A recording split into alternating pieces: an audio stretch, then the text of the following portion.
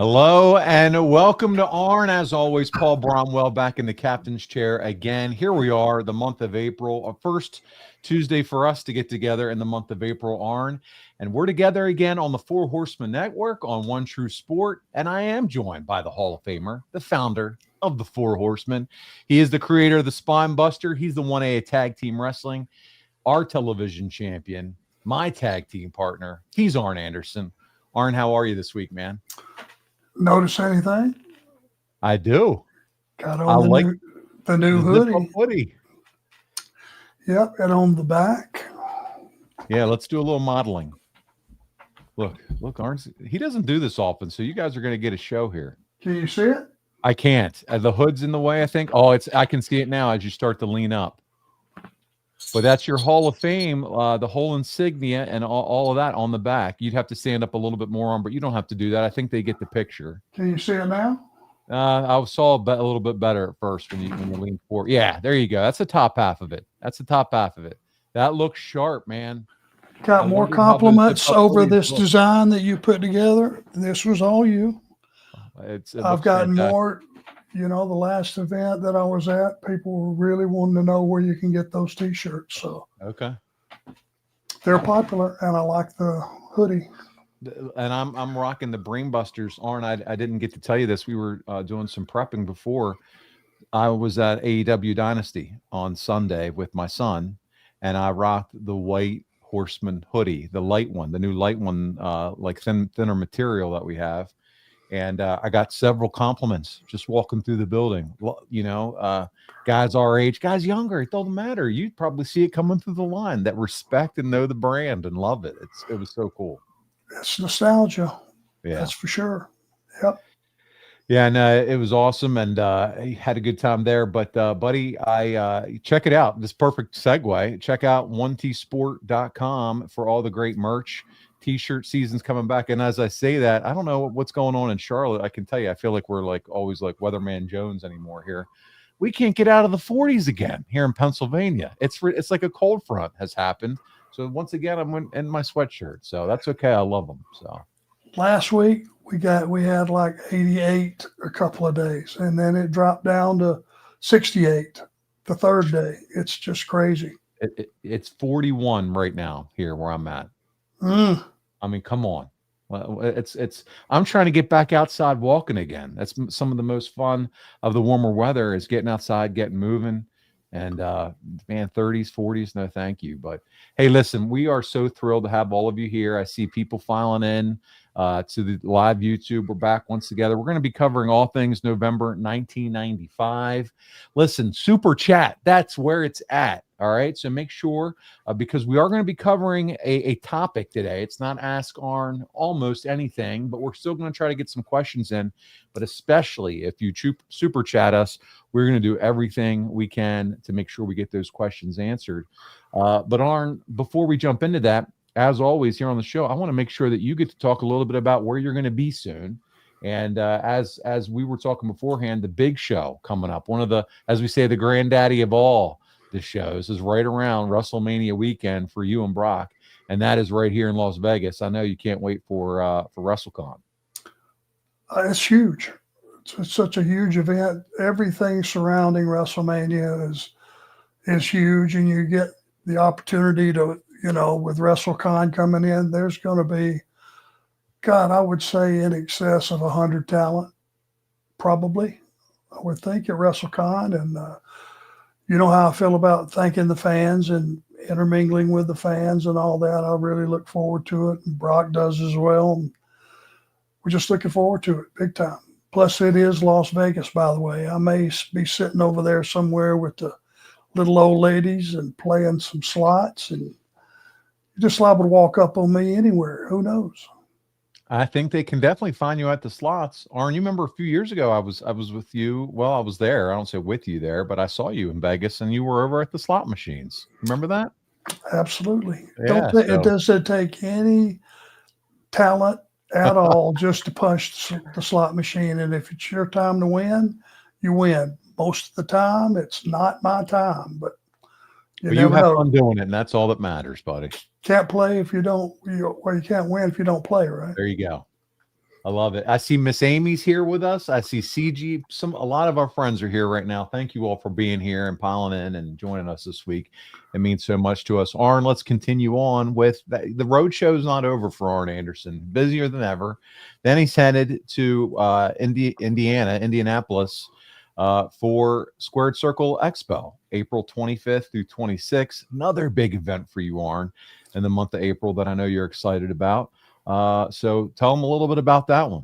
Well, and again, we'd heard about that particular show for years. People saying, why don't you come to that one? And it never occurred to us that, it was the magnitude of what it is. It's, again, a ton of talent in Indianapolis, which is a great sports city. And it's kind of located in an area of the country who may not get a lot of entertainment all the time. So it's going to be a great show. We did the one last year, and can't wait to do the one this year, 25th, 26th April. Arn, I know it's this is way later in the year, but I'm going to plug it because I'm going. You have a lot of other appearances that we're going to get to, but this is the one I want to talk about because I'm going to be here with you. And that's the Gathering 6, a new beginning in your hometown of Charlotte, July 30th through August 3rd. I even heard our research guy is going to make an appearance. Andrew, he's going to be there too. It's not far from him. Brock and Arn. I said we would only do the first two, but I had the slide, so I had to show it. And I'm excited because I'm going to finally get to see you. We haven't gotten to connect so far this year, so I'm looking forward to that one too. Well, that's home team. That's Charlotte. Very rarely do we get to actually do something in Charlotte, and we're looking forward to that. It's about 30 minutes from the house, so. Listen, I can't wait. Charlotte's going to be a great time. I hope many of you all the way down can be there. Amy Vaughn, I'd love to see you in Charlotte at the Gathering. Rob, Tim, Daisy Mama. Daisy Mama, as I'm scanning quickly, I don't read everything. She just said we had a little snow in West Virginia, but it didn't stick where I'm at. What is going on? Crazy.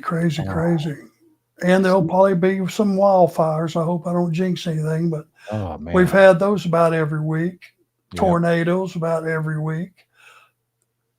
Heat last week, which was like summer heat. So it's just all over the place. It's a crazy time, but listen, this is where the place is to be, all sitting in front of your YouTube channel, whether it's on your mobile device, your cell phone, or if you're able to sit in front of your computer or iPad. Really check it out. Listen, I'm going to ask a couple questions before we get into it this week. So start firing them in, use the super chat, and we'll have a good time. And Graham, he asked a question. Arn, I'm curious, have you been able to watch any of the Dark Side of the Ring episodes so far this season? Well, I watched Hell in the Cell, obviously. Okay, yeah. I've said many times, kudos to Mick Foley for what he has done with his body for the good of the business. And it's just some of this stuff, it just is beyond me how you not forget about walking away. How you don't just be completely, totally just decimated by some of the stuff he has done over the years. This set a new precedent. I think they hit the ceiling with this one, both of the bumps, the one off the top of the cage. And those of us that have actually been in a ring and made our living in a ring, we know what that second one from the top of the cage, through the cage to the bottom, down to the mat, that's the one that just gave me chills because I know how that had to feel. I fell off the apron, flat on my back on the cement, with the pad down, even with, that goes around the ring, and it just jars the life out of you. And that's only about 3 or 4 feet. Can you imagine the top of the cage all the way down? That, and I don't know if we may have talked about it. My memory is just getting terrible, all the shows and things that we've done together. But Arn, is there one bump that sticks out to you through your career, maybe 1 or 2, I don't know, that sticks out to you as, my God, I will never forget the pain that I felt after taking a bump like that? Just thinking about what Mick Foley's done to his body. I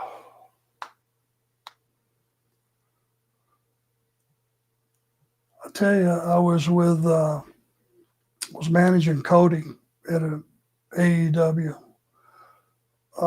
event, and I want to say it was Atlanta. And I was up on the apron, and he ran into me, and I went off. Nope, let me back that up. Prior to that, I was trying to shoot around from the apron. I popped up on the apron. I was trying to go around the post to get on the other side of the post. But for some reason that day, I didn't go out and look at the dimensions. I wasn't aware that it was the piece of steel that runs across the top of the turnbuckle was longer than anyone I'd ever did that. You know what I'm talking about? Sure. When you just shoot around the post. Yep. And I reached out to grab it and slipped and went off and hit flat on my back. And it, like I said, it was only 3 or 4 feet. Now I am older and things hurt a lot more. And it was just one of those things that it jarred the life out of me. And I was able to catch my breath enough to actually pop up on the apron again and get knocked off kind of on my feet. But that's the one that, just because of, I guess because I wasn't expecting it, I didn't have time to adjust. That one really shook me up. It's one of my good, dear, close personal friends, Efren, longtime fan of the show, longtime fan of you, Arn. One of the things that always has freaked him out, one of the many things that has always freaked him out, though, is watching guys like you and others that have served the business for so long, done such a wonderful job, now maybe walking talent down, coming down a ramp. Bret Hart, I think about him too at one point, because I think he carried the title off, the AEW title off, and there might have been a slip. Having that type of a fall at this point in your career, and how scary that is. You talked about trying to walk around the outside of that ring post. One misstep. You guys are in your 60s now and things like that. It's different. It's not as nimble, and that's normal. It's expected. And that's just a little scary for us fans, especially who really love and appreciate all you've done for the business. So when you talk about that bump, that was scary. Well, you can't take anything for granted. The steps with each company that are on the floor for you to walk up to get in the ring, some are completely flush where they don't move 1 inch. And some, when you step up on that second step, they wobble a little bit. And that's all it takes if you're not expecting it. And if you're not doing it over and over again, right? You're out there for just a quick minute or so. Yeah. That can turn out to be something that used to be just ridiculous to even consider. Well, what do you mean you got hurt because the stairs wobbled? But when you're in your 60s, you're not as sure-footed as what you used to be, and it don't take much. We started this off talking about Mick Foley, and we have some time here before we jump into November, and we're talking about the bump he took. And remember, that chair followed in and smacked him in the mouth, the tooth in the nose, the whole bit. It was just crazy. Well, we had our first super chat about it, and it's from none other than Yambag Jones. And so I'm just looking at you because you're just like, what's about to happen here? It's good. Trust me. He says, Yambag says, how many zeros would need to be on the end of that check for you to take that Hell in the Cell bump, Arn? That's one that there wouldn't be enough, because there's a pretty good chance I'd be dead. Mick Foley is built, and it was in the cards for him to take that bump. I don't know that anybody else on earth could have escaped that, even as bummed up and beat up as he had to be the next morning. I don't know if anybody else that would agree to that, who could take that and actually come out of it alive. He may be the only one. Yeah, Yambag said it in the chat. There isn't enough. So, I mean, think about it. Who else? Can't spend it if you're dead. Right. Bingo. And a lot of people have been killed, and I hate to be this dramatic, but with a lot less. Yeah. I mean, how many people in normal society have went up to clean their gutters out or something on their house, and ladder fall backwards and on top of them? And I mean, God knows it, day-to-day stuff. It doesn't take much to kill you. And it just, to me, it was just horrified. I just thought to myself, well, if he makes it out of this, we finally hit the ceiling. You know, there's a barometer to everything, and there's a stopping point to everything, and we just saw it not once, but twice in the same match. Some of you guys and gals have asked about World War III, which we're going to get to part of the show. So I've starred your question. We're going to ask some of those questions. CG says, good evening, Paul and Arn. Hope you guys are having a great week so far. Always a pleasure to see you both. So Tim, Daisy, we're going to get to some of your World War III questions and keep some of those coming. I love to be on topic with the questions as well. But want to give you a chance, Arn, to talk a little bit about Brock before we jump into it, because he's doing his thing. I know he's going to be doing some more work with AML. He's doing his thing with MLW, and wanted to see how everything's going with your son. He's paying his dues. He's, I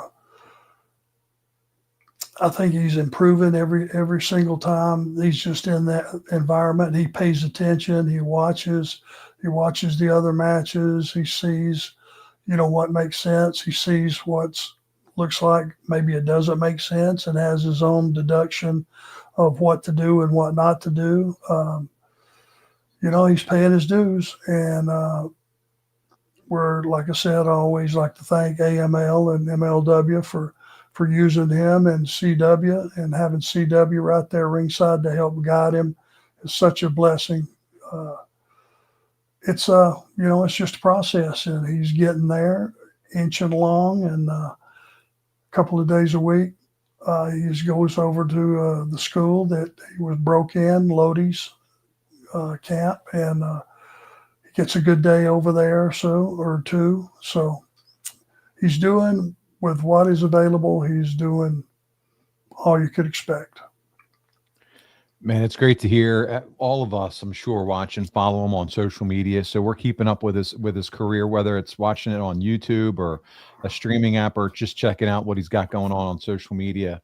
And it's just awesome to see the career progression, and then to sit and be able to chat with you every two weeks and to hear you talk about it. So just very happy for Brock and all that he has going on for him right now.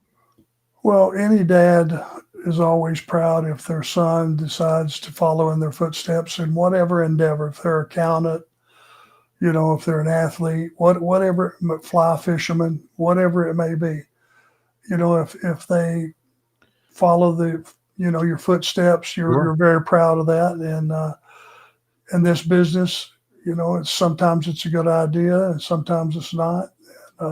I couldn't be prouder of it. Rob joked in the chat, and I don't think he was joking. I think he was dead serious. Man, would love a rotation where we see Brock and Mark Marrow and some of these come back through the show. Hey, you never know. Arn, you and I were just talking before we went live how fun that Mark Marrow show was. We loved having Brock. We loved having Tully. And we just think there's going to be more and more opportunity as we go to every now and then inject some of these guys on the show here. And we've gotten tremendous feedback on it. It was great having Mark Marrow here last time. Yeah, if you want them back, all you have to do is ask, and we'll have them back, guys. That's for sure. Yeah, no, for sure. And a lot of great memories with guys working with Arn. So we have another gentleman up our sleeve that we're going to talk to and see if they come out and join us. I'm sure they will. And so we're excited about that in the near future. But let's get into it while we're all here, not only to kind of hear and catch up with Arn, but also to talk to him a little bit and pick his brain about November 1995 and World War III and the 3 rings in Norfolk at the Scope and all the good times that happened here. But to bring everybody up from where we were about a month ago, we were closing it all down at Halloween Havoc, monster trucks on the roof.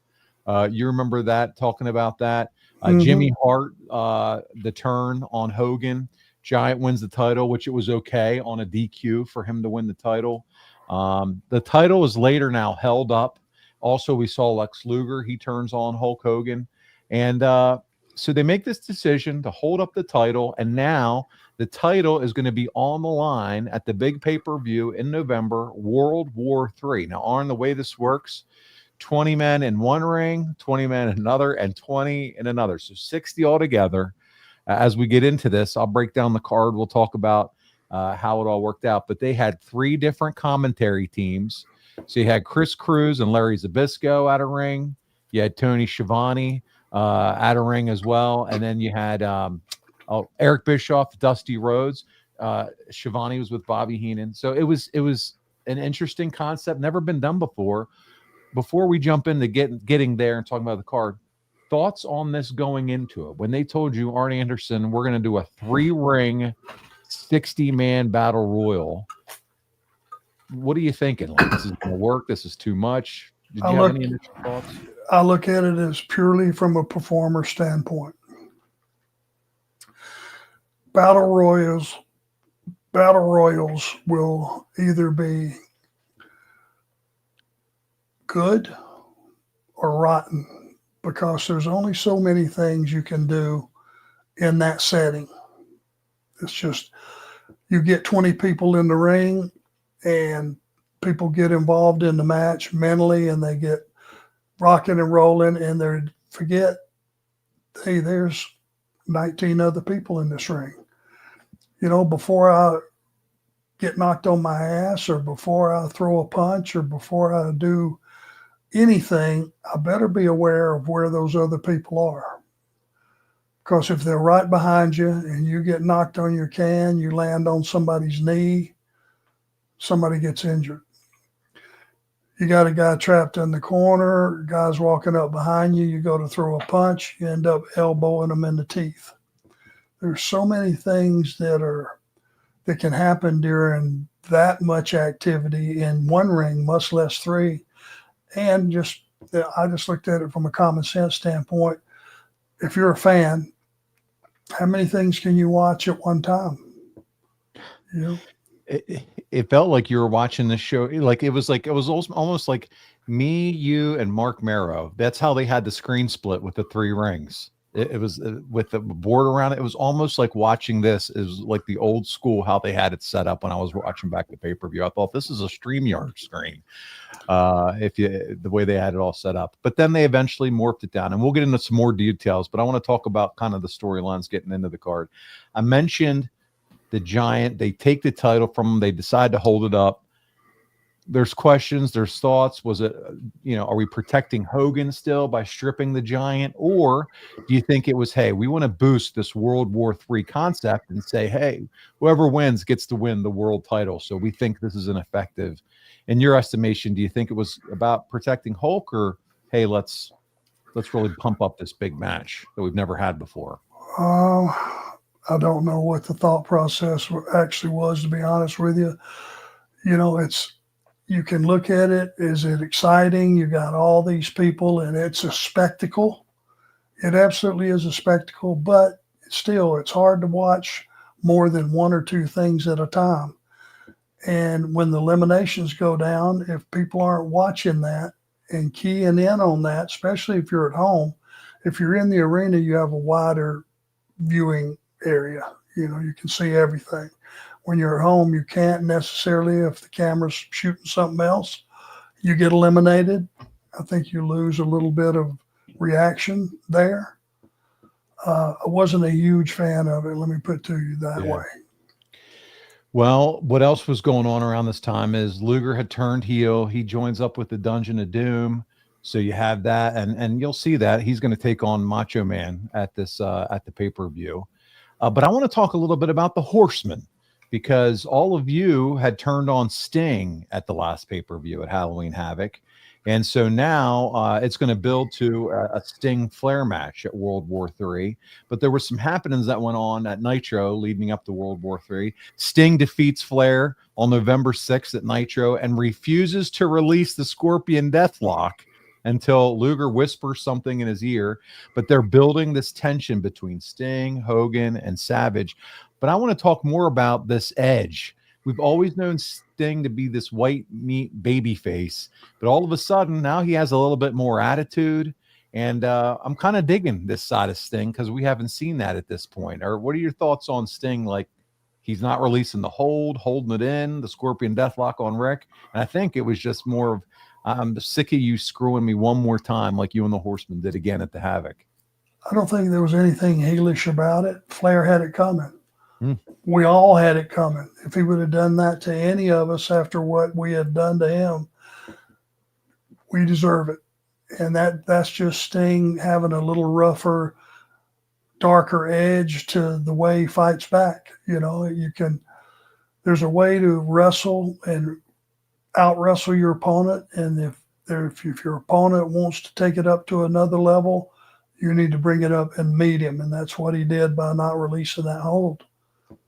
I also think too, it's kind of like the evolvement as we go through the 90s of, we obviously have the traditional babyface and heel rules, but it's kind of okay. You're starting to see that morphing. It's kind of okay for the babyface to have a little bit of an edge. And we'd see that with the Attitude Era take off. But you're already starting to see this now here with Sting. Yeah, and I think fans got it.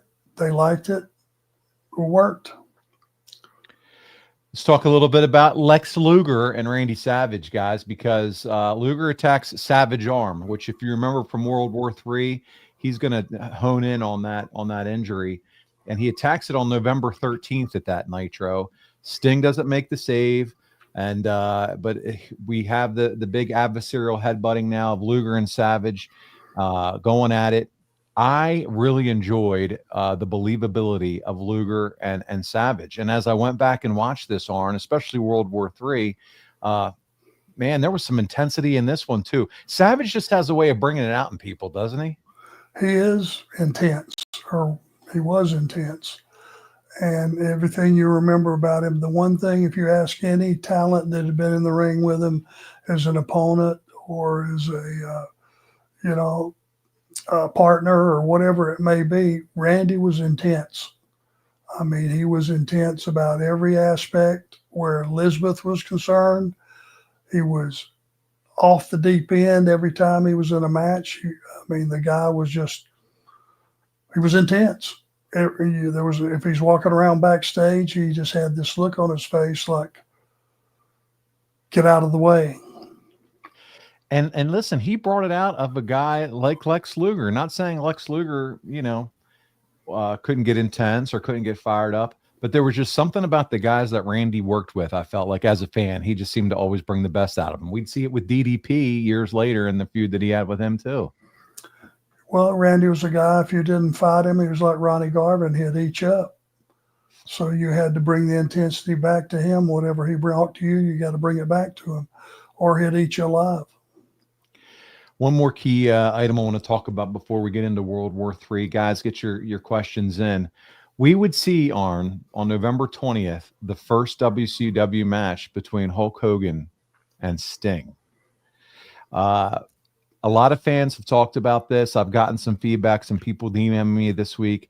Wanted to know your opinion. Do you think Nitro should have been the first time we ever saw a match between Hogan and Sting, or that'd have been best served at a pay-per-view? We're armchair quarterbacking this, obviously, at this point. I think if you've never seen it, you never thought you would see it, and now you're going to get it, it's worth the price of admission. That would have been a pay-per-view main event for me. They had Hogan. He was all dressed in black, still babyface. Dungeon of Doom ends up interfering. And so obviously finish is protected. But all of us little stingers brought up on Sting. He's the man, he's the icon at this point still. He's the franchise, if you will, for WCW. And then Hogan coming in. I want to see that on pay-per-view. What do you guys think? I want to hear what your thoughts are in the chat too. But it was for Nitro. But again, they're still building Nitro. So there's some that may say, well, you're still trying to attract that audience and you're going against the Monday Night Raw and you're still trying to draw the ratings. I think we tell the audience what is the biggest match we can put on, our programming. And if we do it, if we give it away for regular TV, then we're telling them it's not worth whatever the cost of a pay-per-view buy is. We tell them that. And I just feel like if it's a main event on a big pay-per-view, then everybody understands you got to pay to see this one. Daniel Thompson, I've read your chat and you're absolutely right. He said, I remember the promo Sting cut on Ric Flair going back to leading up to Halloween Havoc 95. And the swerve was Sting telling Ric Flair that he would leave him for dead if he turned on him. I loved it. So that's exactly why I held on to that Scorpion Deathlock for so long like he did. So thank you for sharing that. Let's see. Michael Jensen, I'm going to go over to the chat here before we jump into World War III. He has a super chat. Going to put it on the screen. Michael, always love having you here. He said, I always thought a better payoff would have been having it go to one person per ring. Then those three fight for the, insert whatever your prize of choice is. What they did, Arn, is they got down to 10 in each ring and then brought them all together as a group of 30 in the main ring. But he's thought, hey, I would have loved it to get down to one each and then have a three-way at the end. That's a cool concept. I agree with you, Michael, 100%.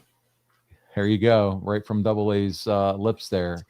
Let's see, what else have we got going on here? Tim Angston wants to know, what was more ridiculous, World War III or the Bunkhouse Stampede?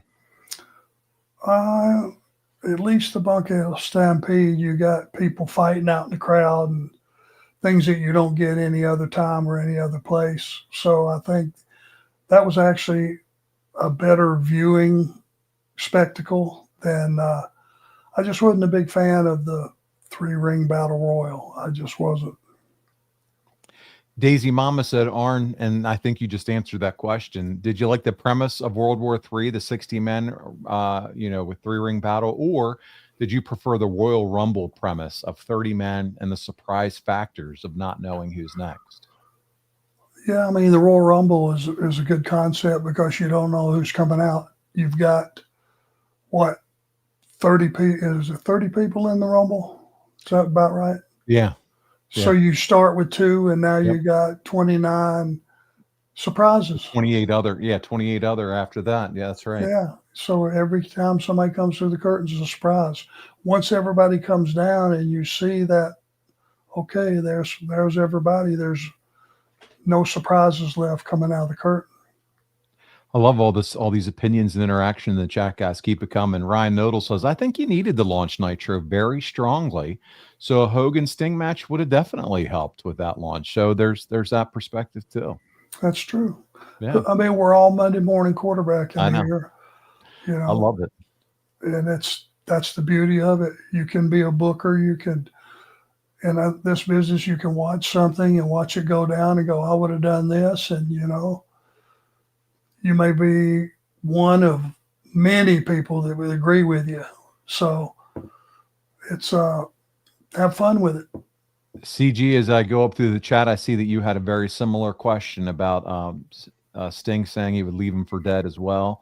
And all good stuff. So let's get into it. And I've got some visual elements that hopefully you can appreciate. The first photo I was going to share is the Norfolk scope and the layout of what it looked like that night. 12,000 were in attendance, obviously not all 12,000 here, but this is what the setup looked like. Arn, first thoughts as you look back now on these days and see those 3 rings. Never seen anything like it, I don't think, since. Has anybody? I don't think anybody's done this since. No, I don't know I don't think anybody knew what they were going to get to see. Just had to wait till it unfolded. So that was the setup at the scope. How was it to be back in Norfolk? I mean, that is Horseman country, buddy. Those military guys, they do not like us. They did not like us. That was not one of our towns that they were Horseman fans, which made it really easy to get heat and to create a great atmosphere.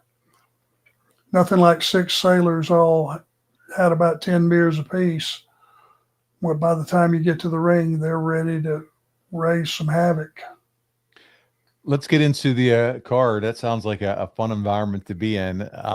As we start to talk about the card, there's a point where Hogan, Sting, and Macho Man come to have an interview time. I think it's with Mean Gene. And they're talking, and Hogan references the Wrestling Observer because he's taken off the black gear that he's been wearing and throws it into a pot that's on the stage, a kettle or whatever, and it breaks out in the fire. It starts to burn up. And then he's also is talking about burning up the dirt sheet. It's the first time that I can remember where a dirt sheet is referenced on a pay-per-view. I thought that was pretty interesting. I don't even recall that, but that's in those days you wouldn't have gave them credit for anything. Never. And Hogan did it. He said the Observer. So I thought that was wild. So just something I had in my notes. I have a few more. We have our buddy who's kicked us off the first, and I mentioned this at the end of the show. Here he is, Diamond Dallas Page against Mark Marrow with Kimberly. She was at stake. Not only was the WCW TV title at stake, but also Kimberly as well, which Mark Marrow would win. He wins the TV title. He wins the services, quote unquote, of Kimberly. They cut a promo afterwards. They interview with Mean Gene, and he's telling her that he's going to give her some time to consider if she wants to be with him, his valet, or do her own thing. But that was how that one would come out. And then another match, and by the way, he obviously retained the title. Then we had Big Bubba Rogers. Now he's back to Big Bubba, Arn. Did you prefer one way or the other? Any characters? I mean, he's been the big boss man. He's been so many different characters through the years.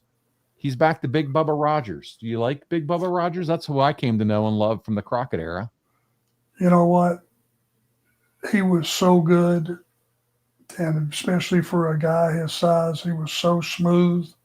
He could do no wrong. And the guy was just a tremendous performer. Every aspect of the business. That guy right there, I don't care if you dressed him up, as Mickey Mouse. It didn't matter. Right. He just was that good. So true. We Big Bubba would defeat Hacksaw Jim Duggan in that match. And then we moved on. We talked about this showdown. It's Lex Luger and Macho Man. Now, these guys are all going to end up being in this battle royal too. Luger defeats Savage by submission with an arm bar. He goes after that arm that he messed up on Nitro. Here's a couple pictures and images from that fight. But again, very intense match between these two. Savage brought the intensity. Just a great all-around matchup. If you haven't watched this card, there are some matches here, and I'm going to tell you, the next one that I really enjoyed, I'm not going through every match, but the ones that I have here, pictures, Sting and Flair. The crowd was so into this match, Arn, in Norfolk. They were red hot. I mean, on their feet. Sting and Flair wrestled around the ring. It was a brawl, and it was classic. Flair was jumping out and jumping into the other rings. Sting was chasing them. These two just had chemistry. Some of my favorite spots are Flair going in for the chop and Sting no reacting, doing the flex, coming out and just going after Rick. You would just want to talk about chemistry. Rick brought the best out in everybody he worked with. I mean, he just knew what to do. He was a showman. When he would chop you out there close to the crowd, he would lay it in there so that after he chopped a guy and took a step back, there was a handprint embedded in his chest. People believed it, and he just knew what to do with each individual talent, and he featured all of Sting's good stuff and just made him tough. Sting wins. Flair submits. Scorpion Deathlock. So a big win for Sting here. Flair, by the way, wore the purple robe that night. I say that because I've been fortunate enough to actually hold that purple robe in my hands at one time, thanks to Conrad Thompson and being a part of that group several years ago. But just very cool, great match, a lot of energy. But then we moved on, Arn. And one of the things that I just enjoyed so much was they had to do the introduction for all of you to come down.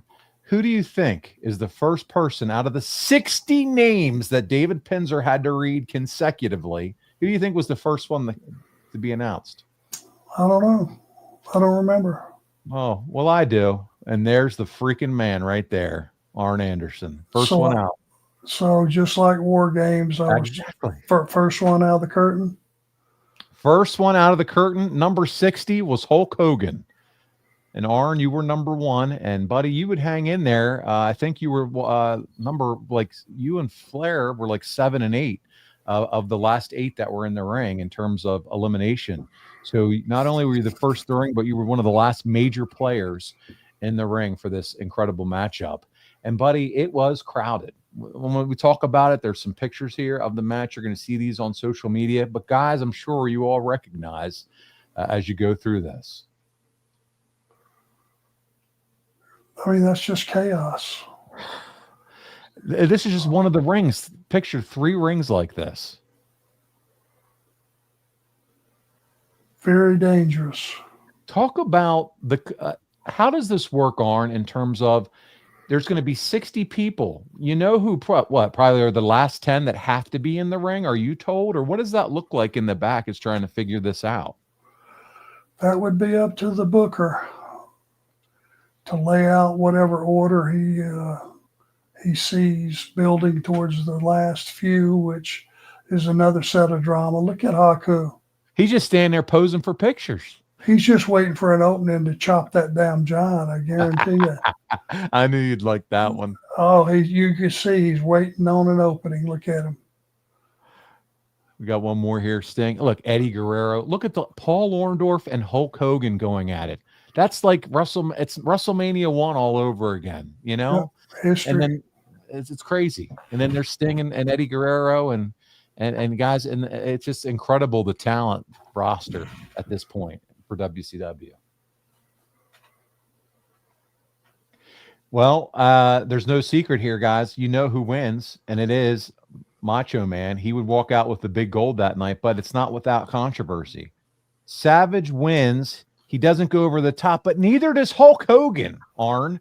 He slides out underneath the bottom rope, pulled out, slides out underneath. The ref, I guess, doesn't see it, and they ring the bell. And Hogan comes in. He argues with the referee, and he actually acts it all out how he slid under.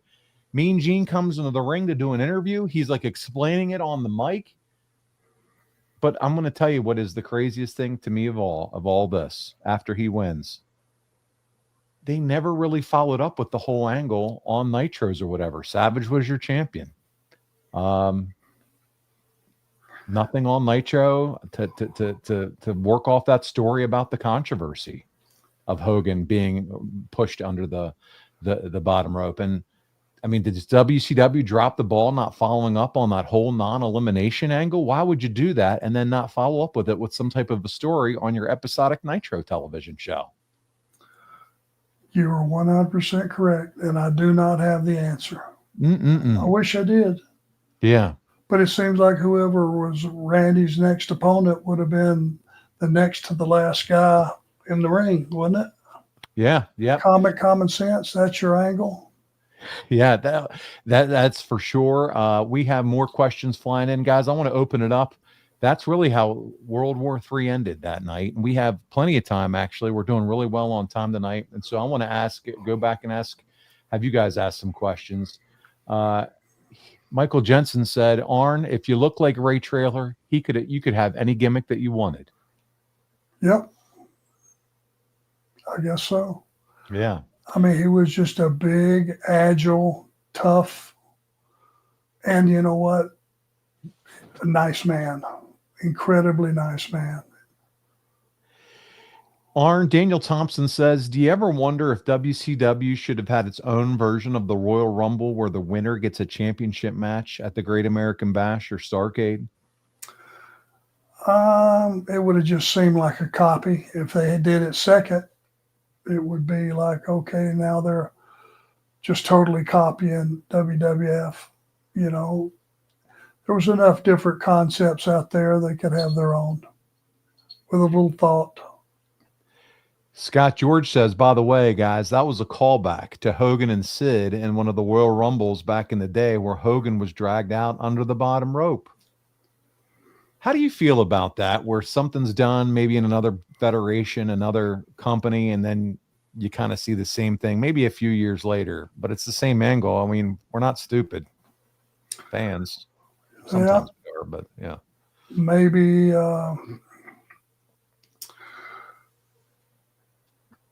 they think that fans forget. I guess. And it becomes, yeah, I mean, I think fans never forget. If it's something impactful and something that they really enjoy, they don't forget. They remember it for for life. Tim Angston has a what if for you. You ready for this one? Yeah. What if Arn Anderson won World War III and then handed the world title over to Ric Flair? Number one, I would never do that. What? Win the title or either one. Win the title or give it up.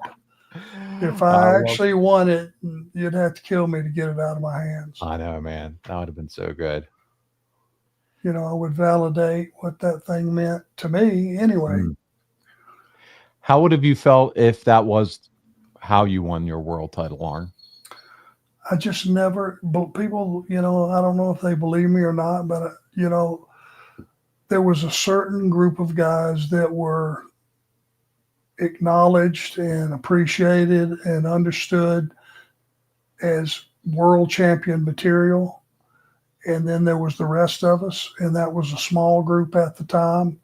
I never felt like I was cheated not being the world champion, because I took the world television title and I made it mean something every time I was on TV.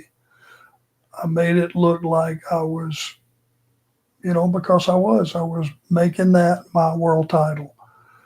And if you were going to get it from me, you were going to have to go through hell. And that's what I put out there, and I think that's what you got. It made that TV title mean more than it normally would have, or I hope it did. Ryan Nodal says, will you both tune in tonight's Dark Side episode? It's about Big Van Vader. Any personal stories with Vader himself? Yeah, it was like being in a bar fight. He was a handful. And he was stiff, but he was definitely really athletic, and you had to appreciate that. I mean, a guy that size doing a moonsault, pretty impressive. Yes, I will watch it. I think I'll probably wait till Brock comes over, maybe tomorrow. We'll watch it together. There's so much to learn, and watching other guys. Yeah, I was going to say, if I don't watch it tonight, I'll watch it this week, but I'll definitely watch Vader. What did you guys think of the Ludwig Borger? This is a question for the chat, Arn. I know you didn't get to watch that one. I'm just curious. Personal opinion, it was okay. It definitely wasn't one of their top episodes, but I am looking forward to seeing what they do for Vader. Just curious what you guys think of that episode. Jacob Peace.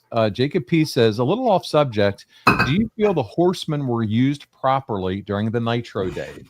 I thought having the NWO and the Horsemen as the two toughest on the block, that they would end up having to meet at some point. We were just used as just to get other guys over. That was just the way we were viewed, and you just accepted it and went on with it, and that's all right. Do you wish that you were used a little differently, though, like a little bit more steam? Well, you always want to have more tools on your tool belt so you can draw more money, or you should. You know, I just think when you didn't bring Blanchard back, I can't emphasize enough, nothing else was ever going to be as good as you could. You had one chance to light that fire again, and when Tully didn't come back, nothing else was acceptable. Yeah, Darth Payne, he said in the chat earlier, I remember I saw a Tully reference. His match with Funk was excellent in '94. Did he ever come close to coming back in the mid-'90s? I know he couldn't come back when he wanted to, but I just can't believe that as the '90s went. But I think at that point, Tully had just started to make some decisions to try a new life trajectory. Yeah, I think he decided to retire. I don't know that he was blackballed or anything of that nature. He just, you know, he saw that it wasn't going to work, and we all knew it. It would not be the same without Tully, because it had only been like 14 months difference between when we were the hottest and when we were scheduled to come back to WCW. There wasn't like years that had passed. Right. It wasn't that would have been long. Such a huge pop to bring him back then. Yeah, it was only 12, 14 months, whatever it was. And we could have picked it right where we were. A lot of people in the chat. Amy Vaughn, amen. Daniel Thompson, the Horsemen weren't the same without Tully. I couldn't agree more. Speaking of everything going on with Dark Side of the Ring, we talked about Mick Foley. Ryan, and I didn't get to talk to you about this, said that Mick was in a car accident on April 1st. Did you see that? He got a concussion again. Well, I mean, it's lucky he's alive. Did you see the vehicle? The vehicle was, demolished. He's lucky to be alive. I mean, it's like I said, Mick Foley has 9 lives. You know, he would have to have 9 lives. He's the biggest kitten I've ever seen. You know, because to just survive the stuff that he has survived is amazing. So God bless him. I'm glad he made it. But that looks bad. For sure. Heather Whitley said, I was at World War III. So this is bringing back some great memories. Heather, that's cool. The fact that you were there. I always love to, I'd love to hear. And again, I'm scrolling through chat, making sure I get everybody in here tonight. If you have any memories that pop out or anything that you can recall from being live at that show, would love to hear them, would share them here. And Darth Payne then chimed in and said, by the way, I'm looking forward to seeing you, Double A, in Beckley in June. So excellent. Look forward to being there. That's it for sure. What else do you guys have for us? If not, we're going to go ahead and shut it down. We got about 52 minutes in tonight. Again, reminders on some things. Arn, do you have your comic book handy? I'm looking. I might have put yours up on my shelf behind me, but they can still get your comic, right? Yes, I will have it with me everywhere that I am. You can get it on Amazon. Right yep. there. And the reviews that I've gotten from it, because I try to tell it like it was, as close to being accurate as possible. And some stuff in there's, a little bit biting and a little bit, God, I didn't expect to hear that. So it's a good read from what I'm hearing. So look forward to, everybody getting one, and I'll be happy wherever I am to sign it for you and personalize it, make it special as we can. Sounds good for sure. Again, check out the merch store. Arn, I'm so thrilled. I know you are too. We are hearing so much great feedback, not only just about the designs, but then when people get them. Darth Payne, I know you've been a big time purchaser of Horsemen and Arn gear, but when they arrive, the quality, the feel, the fit is wonderful. And every time I send you something, Arn, I'm like, I hope he likes it. And you have been. I love it. And I knew it would take a minute, but not as long as it did for whatever reason. But the hats have caught on. It's baseball season. Yes. All guys wear hats, and the hats have become a very popular item. So we'll have some of those wherever we are as well. Arn, Rob says, will you be signing your new figure from the Major Brothers? I'm sure you will. I think they ship in June, though, right? Yeah, I haven't gotten them yet, but yes, absolutely.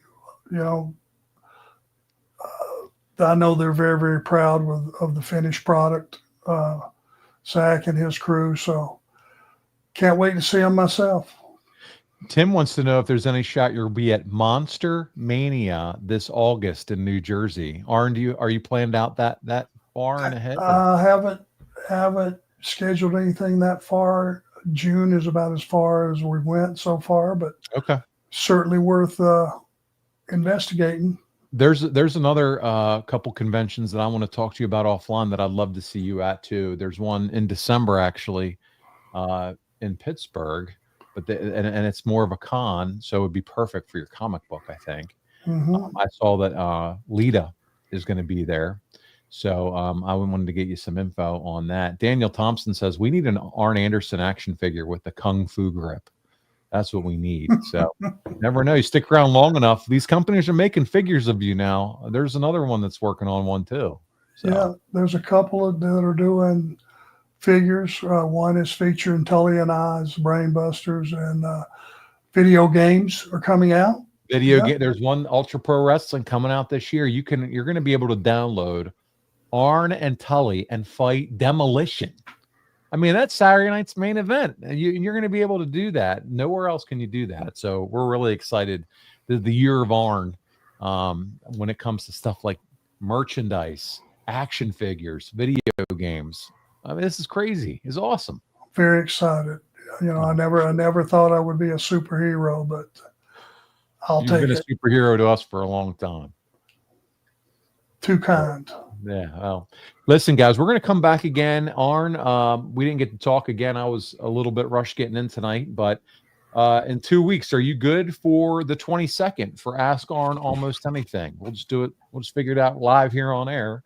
Looking at April the 22nd at 6 p.m. Eastern. You betcha. All right. Hey, listen, ladies and gentlemen, this has been an absolute blast. We hope that we see all of you here in 2 weeks. On April the 22nd, we'll be back together again, 6 Eastern. It is Ask Arn Almost Anything. And like I said, we're going to work on some guests too as well. We've had such a good time with that the last time. CG says, I'm with purchasing Arn Anderson stuff, much like I am with getting Elvis Presley merch. The minute it comes out, I buy it. So he's a big Arn Anderson and Elvis fan. So there Thank you very much. To be in the same sentence with Elvis is pretty stout. The king of rock and roll and the king of ring me like a phone, ring me made it roll. How is that close? Oh, it was not so much. It was okay. Something. Anyway, it was awesome. We love it. We love you. Listen, great show as usual, gentlemen. Thank you, Scott. On behalf of Arn Anderson, my tag team partner, this is Paul Bramwell. We'll see you right back here in 2 weeks for Ask Arn Almost Anything right here on Arn